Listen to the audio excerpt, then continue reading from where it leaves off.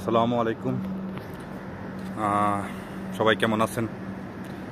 আজকে একটা বিষয়, কিছুদিন আগে বাংলাদেশে মার্চ ফর গাজাবাসীর জন্য বিভিন্ন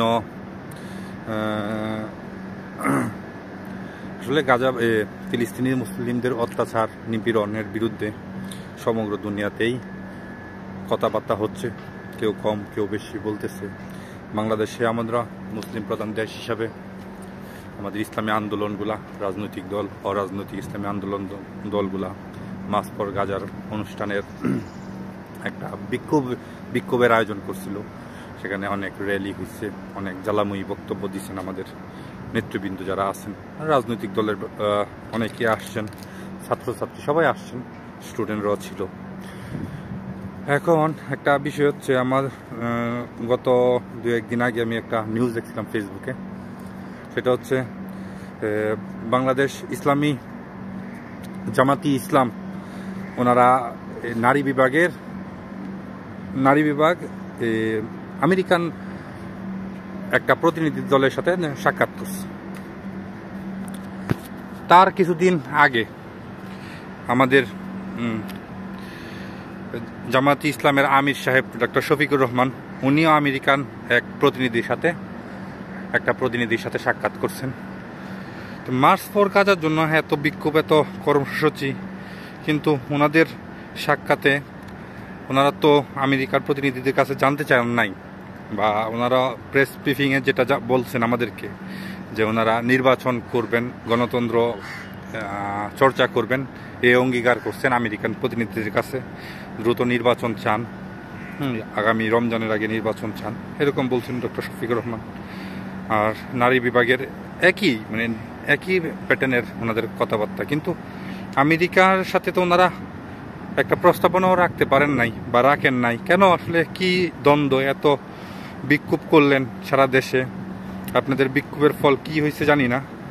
তবে যারা সৌদি আরবের বাদশারে অবমাননা করার ফলে অনেক সৌদি আরব যারা প্রবাসে চাকরি করতেন, তাদের কিছু ক্ষতি হয়েছে, তাদেরকে পাঠিয়ে দিচ্ছে দেশে। তাদের ফ্যামিলি সাফার করবে, অন্য কেউ না, ওনাদের ফ্যামিলি হয়তো কিছুটা সাফার করবে। আর কোনো উপকার দেখি নাই। তারপরেও কোনো এক জায়গায় মুসলিম ভাইরা নির্যাতিত হচ্ছে, সেটার বহিঃপ্রকাশ সবার মনের ভিতরেই থাকে, ওনারা করছেন।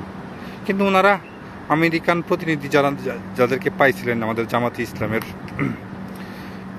যারা আছেন, ওনারা কেন কোনো একটা প্রস্তাবনাও রাখলো না, বা ওনারা জানতেও চাইলো না কেন এই গণহত্যা চলতেছে, এটা বন্ধ করার বা প্রস্তাবনা। বাংলাদেশের তো এই সামর্থ্য নাই, ওনাদের তো এই পাওয়ার নাই আমেরিকারে থ্রেট করবে। কিন্তু ওনারা তো একটা প্রস্তাবনা রাখতে পারত, যে এই মুসলিম মানুষ যেন হত্যাটা অন্তত বন্ধ হয়। অন্তত একটা প্রস্তাবনা রাখলো, যে প্রস্তাবনাটা ওনারা জাতির সামনে উপস্থাপন করলো। আমরা গাজাবাসীর বিরুদ্ধে এই আগ্রাসন, এই হত্যাযোগ্য বন্ধের জন্য আমেরিকার কাছে একটা প্রস্তাব রাখছি। অন্তত এটা বলতো, আমরা শুনতাম, আমরা আশাহত না হইতাম যে ওনারা এত বড় বিক্ষোভ কর্মসূচি করছেন, তারপর ওনারা সুযোগ পাইছেন, ওনারা একটা প্রস্তাব রাখছেন। আসলে এই জিনিসটা আমাকে অনেক ভোগাই। অনেকে বলে, যদি ফিলিস্তিনি যদি আমাদের পাশের দেশ হইতো, তাহলে আমরা চলে যাইতাম।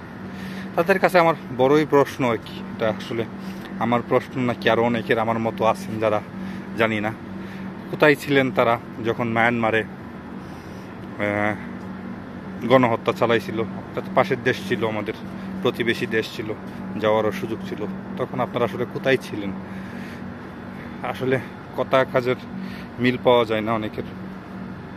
তারপরও আমার জানতে চাও আর কি, জাস্ট জামাতের যদি কোনো ভাই যদি জামাত কর্মী হিসাবে নিজেদেরকে করেন, আসলে আমাদের কেন আসলে ওনারা জানতে চাইলে তো ওনাদের কোনো ক্ষতি বা লস হওয়ার সম্ভাবনা নাই।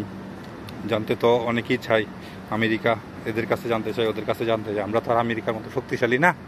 কিন্তু প্রস্তাবনা তো রাখা যাইতো নাকি? এটা প্রস্তাবনা রাখলে কি আসলে খুব বড় সমস্যা হয়ে যাইতো কি না? যাদের এই বিষয়ে জ্ঞান আছে, অন্তত তারা একটু আমাকে জানাবেন। ধন্যবাদ। আল্লাহ হাফিজ।